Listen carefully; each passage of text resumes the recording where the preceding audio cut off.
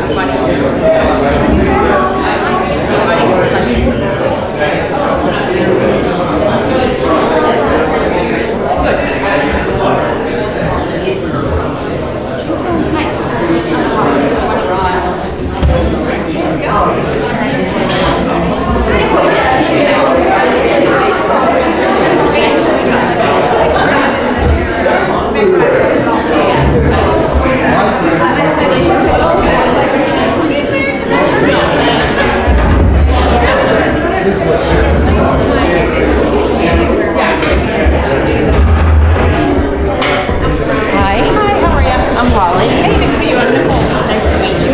My name is Michael. We just want to say hello to everybody. So, thank you so much. Nice to meet you. Yeah. Come over to Nice to meet you. I'm Holly.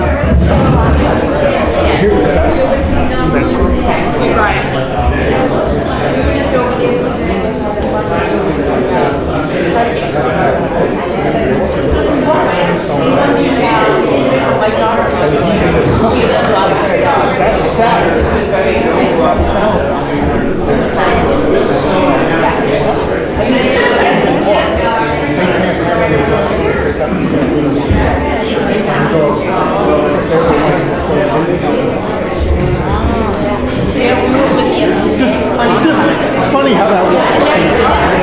Funny how that works. And I know about it. They've now pulled out the side as I talk to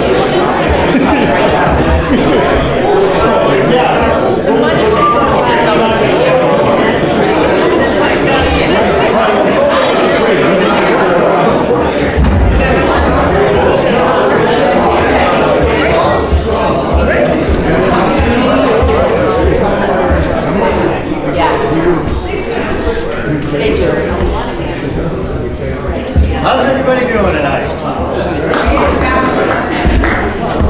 Thanks for coming out on a nice cold night. Oh, yeah, Warmer tonight than it has been, which is nice.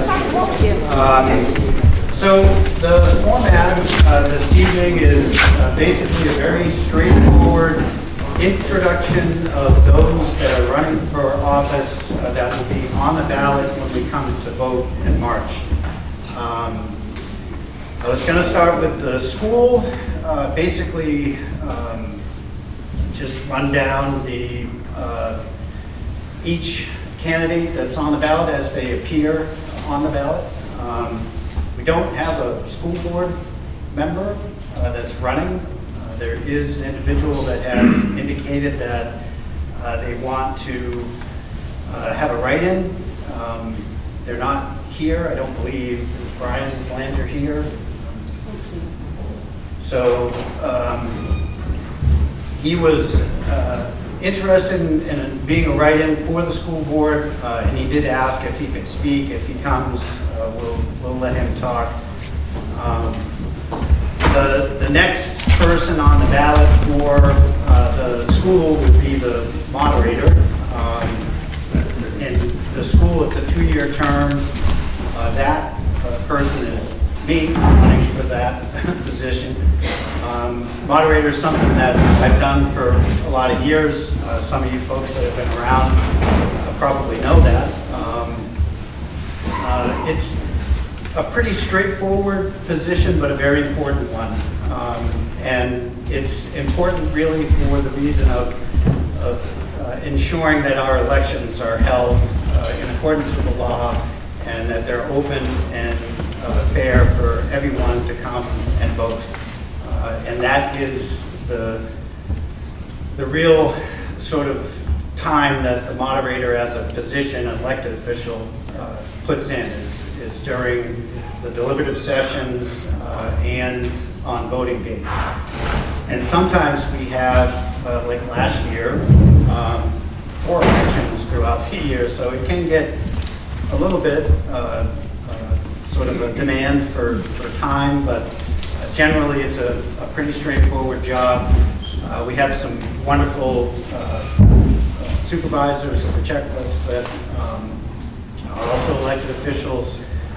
The ballot clerks that work with us, Sue, of course, as town clerk, does an amazing job to help everyone. So I would ask that on the 11th of March, when we all come to vote, that you consider electing me again to run or to be the moderator for the school. The next person on the ballot is Sue, running as clerk. And we're going to do this sort of in a 5-minute sort of rough format. Sue's going to get up and talk, introduce herself, and when we're done, I would just ask if people have questions for candidates, we'll just have those answered at the end when people can just talk one-on-one. So, Sue? Okay. You're up.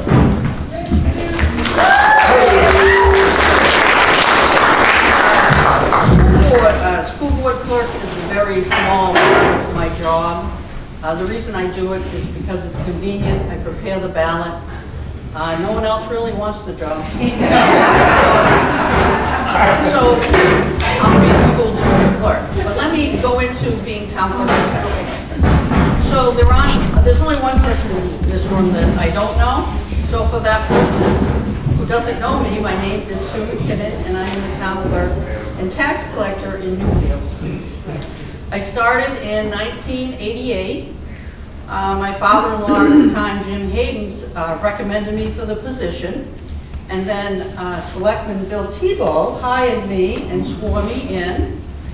I had just had my son. I was 25 years old. I worked 5 hours a week, and it was great because I really didn't want to work anyways.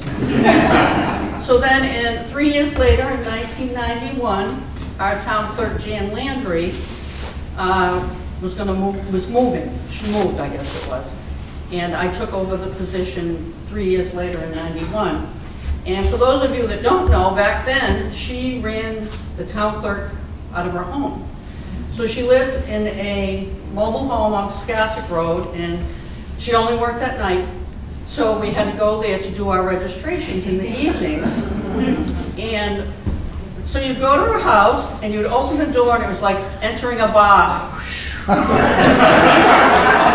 And you'd have to sit down while she typed your registration, and there's always a cigarette in the ashtray. Then if you were fortunate enough, her husband would come out with his whiskey, and I don't know if he smoked or not, and he would complain about the town, and he would drop a few F-bombs, because that's what he did. And so anyways, when I took over, I brought the town clerk services to the town hall. That back room was my office. I worked 12 hours a week. I had to expand my hours. And that was when I really started really loving the job. Tax collector was not much at all. So we brought the services to the town hall, smoke-free and bomb-free. But not ad-free. So it wasn't until 2003 when this town grew from 888 people to 1,500 at that time in 2003. That's when I became full-time. And then for many years, for 25 years, as town clerk, tax collector, or as town clerk, I served on the executive board for the New Hampshire City and Town Clerks Association. I just recently gave that up a couple years ago, but I continue to mentor new clerks and teach workshops for new clerks to teach them the job because there's no manual, it's the only way to learn. So I continue to do that throughout the year, maybe 3 times a year. And I truly enjoy that. They call me a seasoned clerk. So I put together a few statistics because I know Michael Sununu likes statistics. So I've been town clerk for 37 years, and this will be my 13th time running. I've never missed an election. I have been to 68 elections. 9 of them were presidential elections. So, but I'm not ready to retire yet. I'm not ready to retire yet because I have a goal I want to obtain. And that goal is I want to be one of 3 of the longest serving town clerks in the state.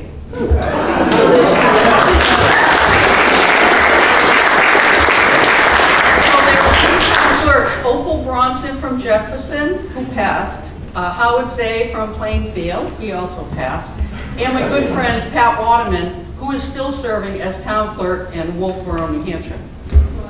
So I hope you all support me in obtaining my goal, and plus they give you a really nice chair too when you. So I really want that chair, and I thank you all for your vote. I look forward to serving again.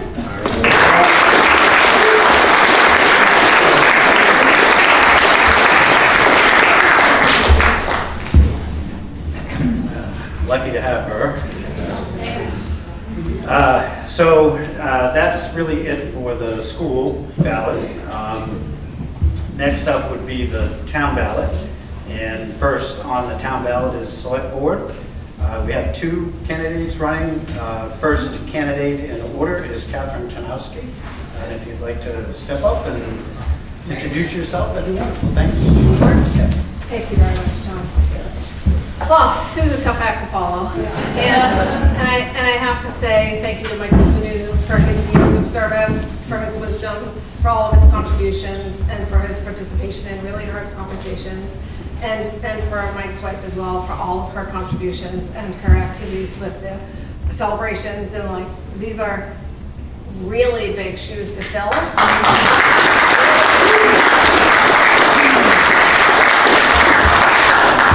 And so I'm certainly not, I'm much less experienced in that way. I do have some really great experience, and I'm going to tell you a little bit about myself, and I'll be here afterwards, so if people want to talk more and have questions. Essentially, I am heading into my 10th year as a Newfields resident. I also have a home-based business. I'm a grandmother, and I care very deeply about the future of this town. We rented for a year here before we purchased our home, and I intend to live here until I die.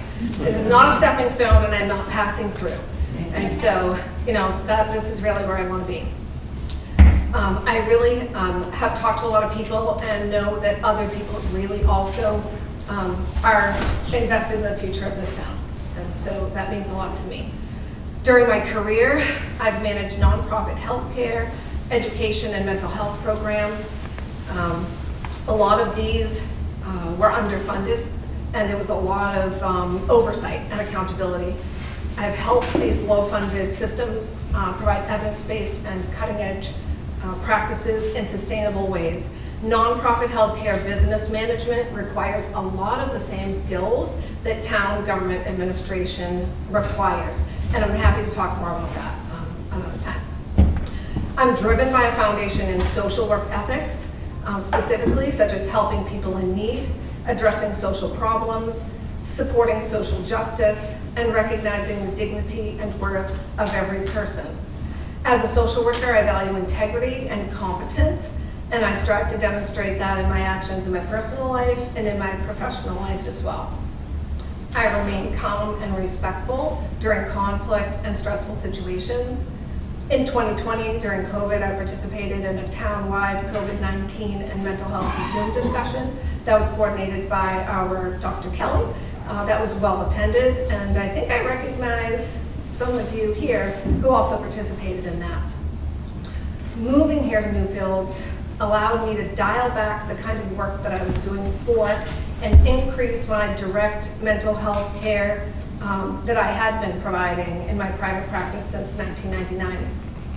Together with my husband Ryan, Northeast Therapy and Service Dogs was established to meet a specific need for dog training, daycare, and boarding.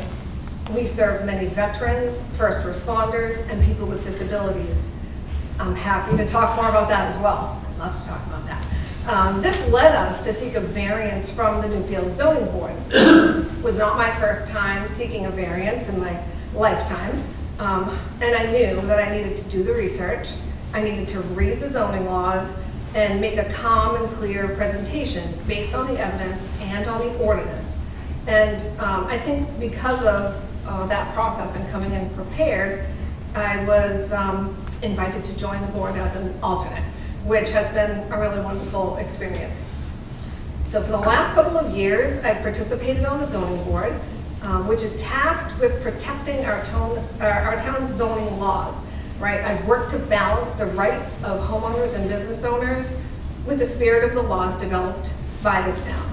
I've also attended at times, spoken up in select board meetings, planning board meetings, and deliberative sessions. I've seen wonderful and stressful events going on in our community, and I've listened to many people talk about their hopes and their fears for this town. I'm a listener, I'm an independent thinker, I'm curious and collaborative, and I'm not afraid of hard conversations. My goal to serve you includes maintaining fiscal responsibility, sustainability for the future, and preserving the small town charm and way of life, keeping taxes low, and spending carefully with collaborative input from residents. I really want to draw forth the concerns and interests of the residents, and especially people who maybe shy away from coming here. They're like on the edge of maybe coming to meetings. I really want to draw them in. I want to increase engagement in meetings, activities, and celebrations. I believe in transparency of process. I think more people need to know about how our systems work so they can feel successful when they have to engage our systems. I want the inclusion of all stakeholders, that's all of you. And I want to take each issue and concern on its own merits. I believe in being neighborly and finding pathways forward through conflict and hardship. I value safety, security, and the constitutional rights of people to be self-governed.